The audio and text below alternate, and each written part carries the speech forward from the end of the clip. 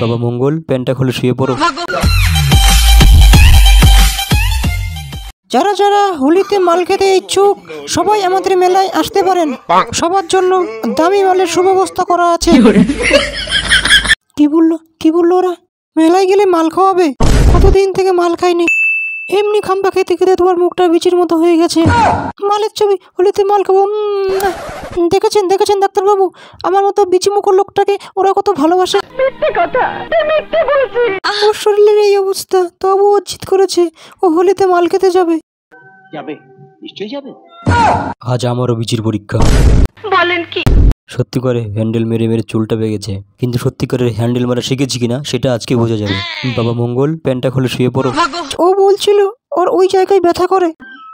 এই অবস্থায় দরকার হলে আমার বিচিটা খুলে আমি ওর গায়ে লাগিয়ে দেব, কিন্তু ওকে হোলিতে মাল খেতে যেতেই হবে।